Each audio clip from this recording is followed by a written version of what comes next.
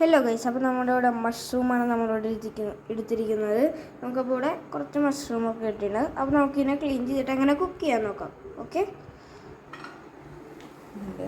മാറ്റി വയ്ക്കുക. അതിന് ശേഷം ഇതിനിങ്ങനെ പിടിച്ചിട്ട് അടിയിൽ നിന്ന് ഇങ്ങനെ പീൽ ചെയ്ത് എടുത്തിട്ടുണ്ടെങ്കിൽ നല്ല ക്ലിയറായിട്ട് കിട്ടും, ക്ലീനായിട്ട് കിട്ടും കേട്ടോ. ചിലർ അരിപ്പൊടിയൊക്കെ ഇട്ട് കഴുകണ ആൾക്കാരുണ്ട്, പക്ഷെ അതിനേക്കാളൊക്കെ എനിക്കിഷ്ടം ഇതുപോലെ ഇങ്ങനെ പീൽ ചെയ്തെടുക്കണം. അതിന് ഏറ്റവും നല്ല വൃത്തിയായിട്ട് കാണാം, നല്ല നീറ്റായിട്ട് വൈറ്റ് കളറായിട്ട് കിട്ടും.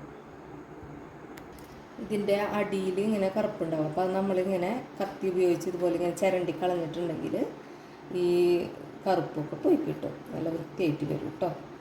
നമ്മളിങ്ങനെ മുഴുവനും ഇങ്ങനെ പീൽ ചെയ്തെടുത്തിട്ടുണ്ട്. ഓക്കെ ഗൈസ്, അപ്പോൾ നമ്മളിതിനെ ഒന്ന് കഴുകി എടുക്കുകയാണ്. കുറച്ച് റൈസ് പൗഡർ ഇടണം. റൈസ് പൗഡർ, അരിപ്പൊടി ജസ്റ്റ് ഒന്നിങ്ങനെ ഇങ്ങനെ നോക്കിയിട്ട് കഴുകിയെടുക്കാം.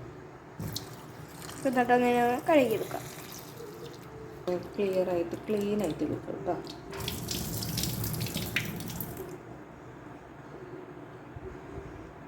നമ്മളിതിനെ ജസ്റ്റ് ഒന്നിങ്ങനെ പീസാക്കിയിട്ടുണ്ട്, 2 കഷ്ണമാക്കിയിട്ട് ഇങ്ങനെ 2 പീസാക്കിയിട്ടുണ്ട് കേട്ടോ.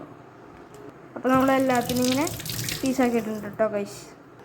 ഓക്കെ ഗൈസ്, നമ്മളപ്പോൾ ഇവിടെ നമ്മുടെ സവോളയും പിന്നെ മുളകും ഇഞ്ചി ജിഞ്ചർ ഗാർലിക് പേസ്റ്റും പിന്നെ നമ്മുടെ തക്കാളി എടുത്തിട്ടുണ്ട്.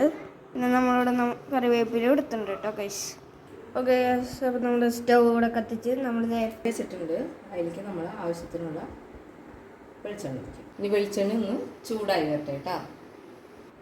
അതിലേക്ക് നമുക്ക് 2 ഏലക്കായ ഇടാം.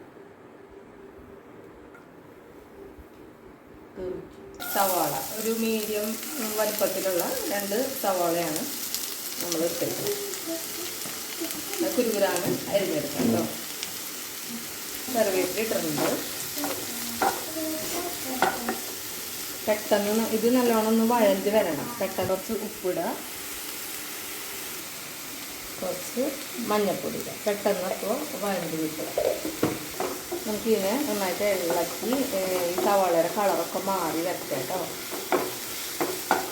വഴഞ്ഞ് വരട്ടെ. ഇതിലേക്ക് നീളത്തിൽ അരിഞ്ഞ് വെച്ചാൽ 2 പച്ചമുളകും കൂടി ഞാൻ ചേർക്കുന്നുണ്ട് കേട്ടോ.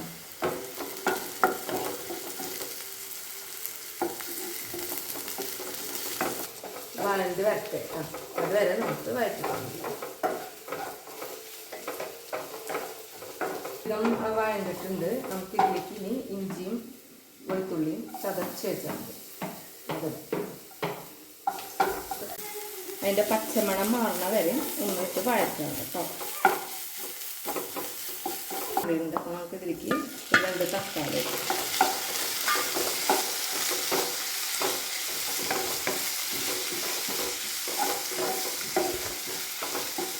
മസാലപ്പൊടികൾ ആഡ് ചെയ്യുക. മല്ലിപ്പൊടി, മുളക് പൊടി, കാശ്മീരി ചില്ലിയാണ്, അതേ ലേശം കുരുമുളക് പൊടി. ഇതിൻ്റെ പച്ചമണം ഒന്ന് മാറി വരുന്ന വരെ ഒന്ന് നന്നായിട്ട് വഴറ്റുക. അത് നന്നായിട്ട് വഴണ്ട് നല്ല പാകത്തിനായിട്ടുണ്ട്. ഇനി നമുക്ക് ഇതിലേക്ക് ഒരു 1/4 കപ്പ് വെള്ളം ഒഴിക്കാം.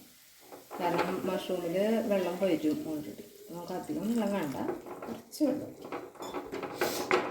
എന്നിട്ട് ഒന്ന് അടച്ച് വയ്ക്കാം. ഒന്ന് തിളച്ച് വരട്ടെ കേട്ടോ.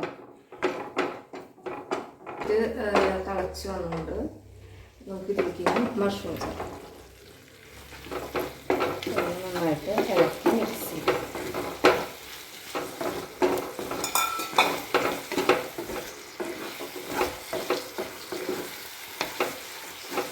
ഇതിന് വെള്ളം വരും കേട്ടോ. ഒരു 7 മിനിറ്റ് മതിയാവും.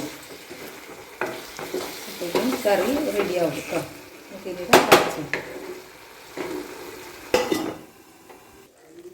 അപ്പോൾ നമ്മുടെ കറി റെഡി ആയിട്ടുണ്ട്. നമുക്ക് ഇനി 2 കറിവേപ്പിലയും കൂടി ഇടാം.